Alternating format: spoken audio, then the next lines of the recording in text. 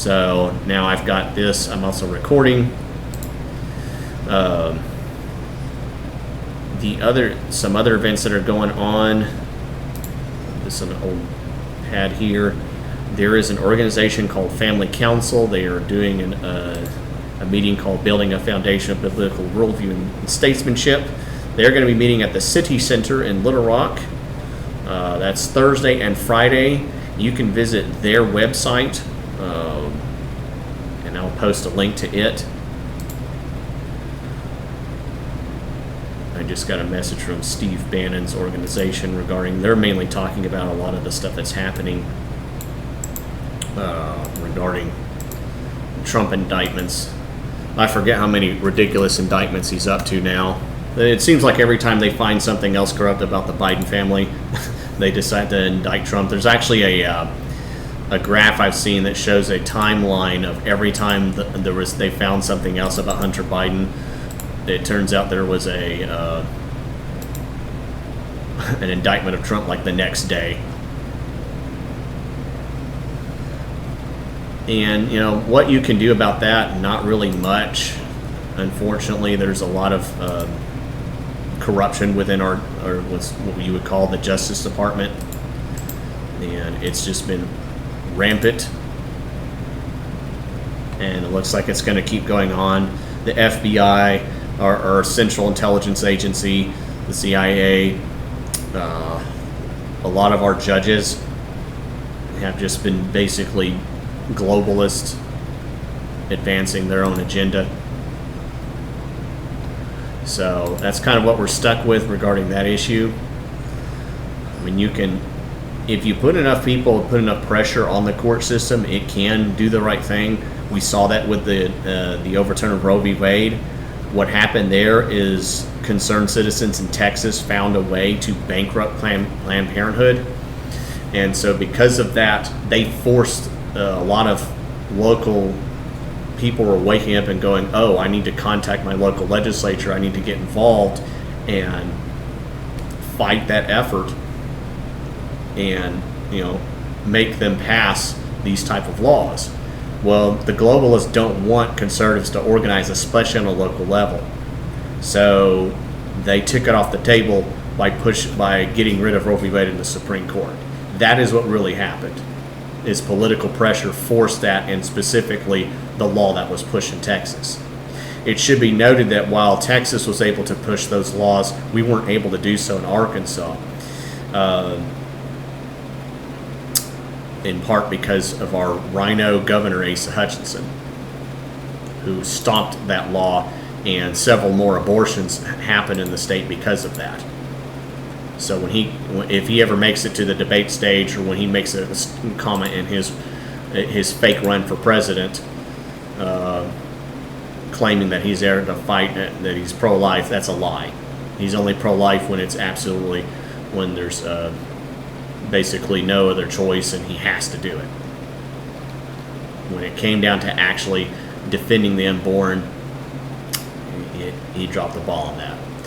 Speaking of which, there is actually, I know there's a meeting tomorrow, but there's actually an event going on today. Unless you're in this area, you're probably too late to go to it. This is happening later on today at 3:30 at the Rogers Convention Center. It is another hearing regarding crypto mining. Crypto mining, it's the current industry of crypto mining, is a globalist scam that is designed to switch to a digital currency that government can control, B, a way for corrupt officials like Sam Bankman to launder money to politicians. That's all it's been used for.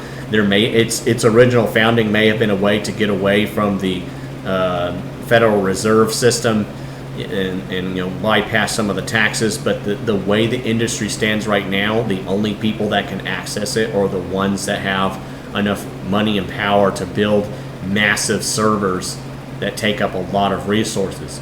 Communist China first tried to do this in their own land, and they decided that because the industry itself was so destructive, that they decided to move this to other places. In Arkansas is one of the places where now they're setting up these fake crypto mining these fake companies that are really parts of communist China, what's known as state-operated enterprises, are now setting up facilities here in Arkansas.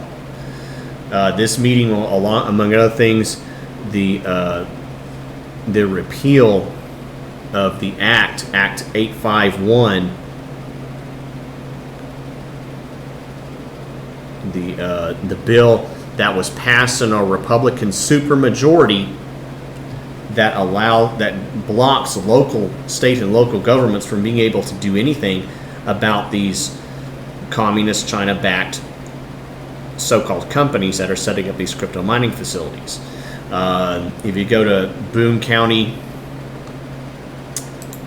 Citizen Good Government Committee Discussion Group or MetaHash, you will see the ongoing discussions of these fake organizations, how they were started, how they managed to worm their way into building these facilities, the noise pollution that's done by these facilities, the usage of energy, the fact that energy rates will go up where these facilities are made, the kind of tax exemptions that these organizations got, the many organizations that should have stopped this but didn't because they're either in on the take or they just don't care.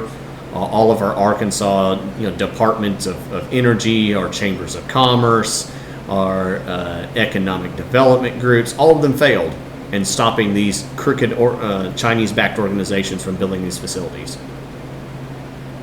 So that's going to happen later today. If there is somebody that does broadcast it, I'll try to rebroadcast it, but I myself will not be able to be there. It's about 3.5, 4 hours just to get up there. I have a non-political job, so I'm kind of doing this broadcast instead. So I should have mentioned that first in chronological order, since technically it's the event that's happening before the thing is happening tomorrow, but in any event. So besides this event, I did mention Family Council's event. Also on Friday the 18th, not this coming Friday, but the following Friday, is the Reagan Rockefeller Dinner. And this will be at the State House Convention Center. The guest speaker is supposed to be Kevin McCarthy, who is the United States Majority Leader. There are a lot of things that I'm sure a lot of conservatives wish Kevin McCarthy would have done that he didn't do. There is a possibility that eventually he may do impeachment proceedings regarding Joe Biden. We're going to have to wait and see on that. I forgot how much tickets are worth for that. I think it's over $100 to go to the Reagan Rockefeller Dinner. You can contact the Arkansas Republican Party to see the details of that if you want to get tickets for that. It's most likely going to be later in the evening on Friday, August 18th. Yes, it is the same time as I think Family Council. I don't know when their event's in on Friday. I want to say they end their event on Friday beforehand, so you could conceivably go to both events. Saturday, August 19th is a very big day. It is a chance to reform the Republican Party of Arkansas, to make it more patriotic and conservative. As I mentioned before, these special election tax increases really should be defeated by local Republican committees to be leading the effort in fighting them. Local Republican committees have been fighting against things like the library, indoctrination of children stuff. They earlier, some of them did fight against the COVID mandates, but sadly, a lot of the effort has been taken on by local conservative groups. So, on Saturday, August 19th, 9 a.m. to 1 p.m. is supposed to be the time of the summer state committee meeting. From what I understand, it's going to be held at the Wyndham in North Little Rock. At that meeting, there is a chance to vote for a Republican Party of Arkansas chair. The first person that's running, and the one that Sarah Huckabee Sanders and a few of elected officials have supported, is Judge Joseph Wood from Washington County. He has a record of fighting against the establishment. He fought to reduce spending in Washington County. I believe he saved that county around $1 million just that should show you why a lot of these city and local governments should not be raising taxes. They have that kind of money that they're throwing around. He also did oppose the COVID mandates, unlike our cowardly excuse of a then Governor Asa Hutchinson. Joseph Wood was one of a few county judges who did oppose those mandates. The other person who is running is Sarah Dunklin, who is already the 1st District chair. Before that, she was a chair for Desha County. She has also a great record of fighting against the establishment in terms of the COVID mandates. She was one of the people that organized and spoke on the Medical Freedom Rally, fighting against these and organizing a lot of the conservative groups, such as Reopen Arkansas, who helped take over the Saline County Republican Committee. Main thing she has done is helped organize these different Republican committees so they can be more patriotic, so that we can vote out a lot of the what we call rhinos or establishment or consulting class and replace them with people who actually want to fight for conservative values.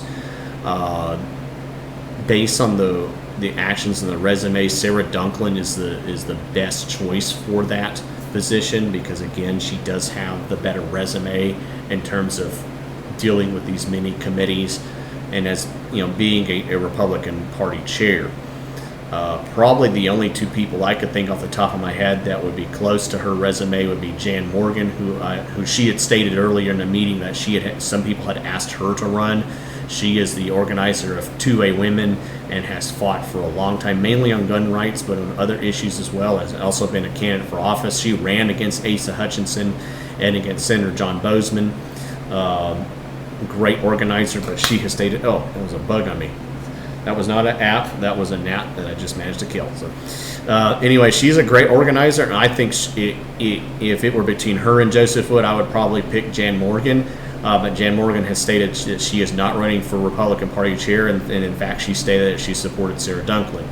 Probably the only other person I would think would be Scott Gray, who was the organizer of Reopen Arkansas, the group that had to be started from scratch to fight against the COVID mandates, and in particular, the actions by Asa Hutchinson, who was using the department to shut down mom and pop stores, was allowing the abortion clinic to stay open, and allowing a lot of these mask mandates. And of course, some of these vaccine mandates that some businesses were forcing on people, which we now know to be an absolute lie. Scott Gray, again, was a great organizer of not only just Saline County, but across the state, and fighting against these COVID mandates.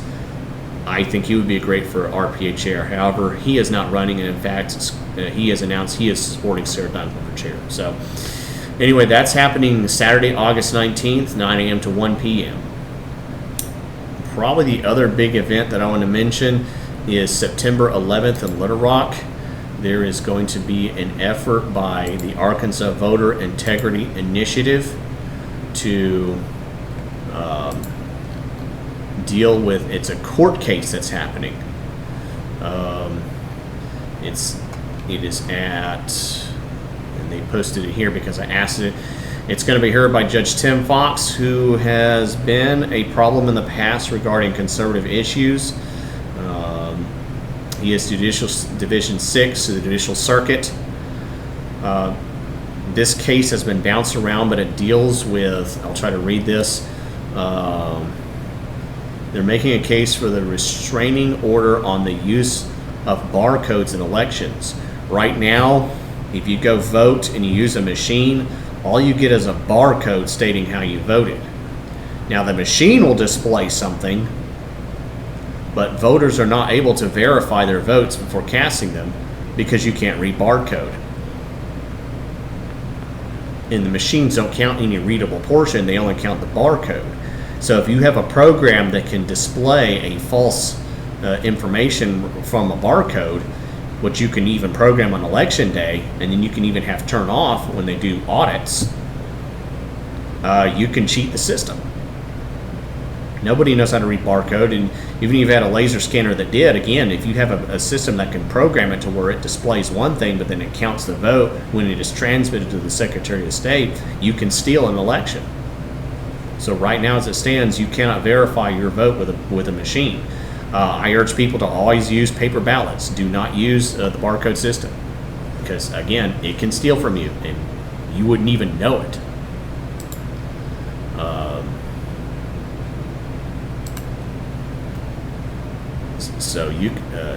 So this is a court case that could determine on how elections are done, and it is being heard September 11th. Let me find the place. Hey, Donna, and hi to whoever else is on Podbean. I can't see you because I'd have to turn off this Facebook live stream in order to see you. But let me go see where it is. Get the address. Write this down or put it in your phone. 201 West Markham, Route 210, Little Rock 72201. And it is supposed to start at, I think, 9 a.m. So again, get that information, put it down. So if you're doing errands, not sure, and you decide last minute, hey, let's go to this, you can go there and see what's going on.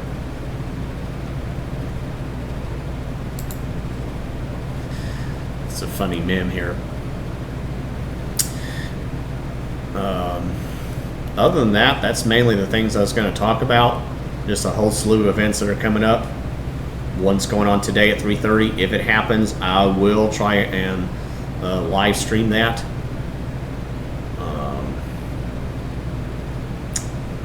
If nobody's there to live stream it, I'm told it's supposed to be recorded, but I'll just have to look and see if there's anybody making comments about it. So,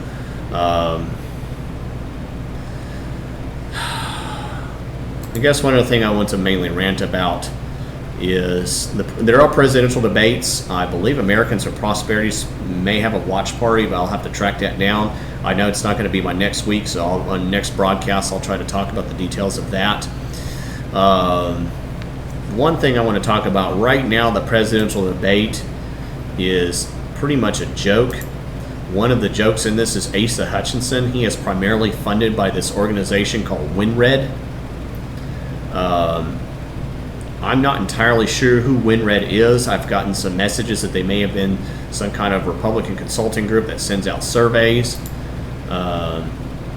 This is where he's spending his money on. Willis Stone Consulting, Rival Strategy Group. And basically all of ASA and most of the people running for president, their campaign is nothing but an effort to make a bunch of rhino consultants rich and then throw some bombs at Trump. That's basically what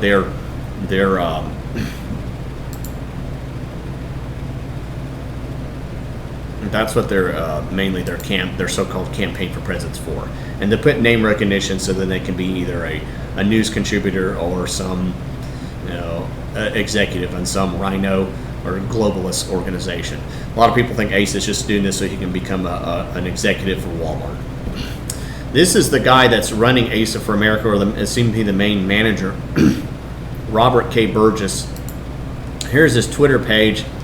I haven't seen too much from this guy. What you won't likely see from him or any other of these campaign consultants, and you can go to the FEC as well as OpenSecrets.org to see who's funding these people and what they're paying money for, is you won't see any effort of where they fought against the Uniparty, where they fought against COVID mandates, or where they fought against the Democrats and Republicans on things like illegal immigration or special election tax increases. You'll see that from people like me, from people like Sarah Dunklin, from people like Scott Gray of Reopen, Arkansas. But you won't see it from these people. All you'll see is a bunch of the same old tired GOP establishment talking points. Democrats bad. Democrats raise taxes. Yes, we know that. But usually you won't see them defend Trump very often, and you certainly won't see them when they fight against the Uniparty. And here's kind of a little picture of this was Republican fundraising. This is through quarter of February 2023. I don't know, but you can see some of the people. This guy right here, Ramaswamy, now he's an exception. He and DeSantis are two people that seem to at least be conservative. DeSantis, governor of Florida, has a conservative record. He unfortunately seems to have a not the best campaign, and that for some reason he seems to want to be doing fundraisers and events with rhino establishment consultant types. This guy appears to be spending a lot of his own money. You'll see the gray, that's self-financing. So he's funding his campaign mainly by himself, and he seems to be a strong conservative. Charlie Kirk interviewed him, and he seems to be advocating for conservative values. And of course, the big guy's Trump. Trump, again, did a lot of great things, far better than any of the rhinos, but there were a lot of things he made mistakes on, mainly not firing Anthony Fauci, not firing a lot of these the deep state operatives and the FBI and CIA, or if he couldn't fire them, he really needed to explain why he couldn't fire them.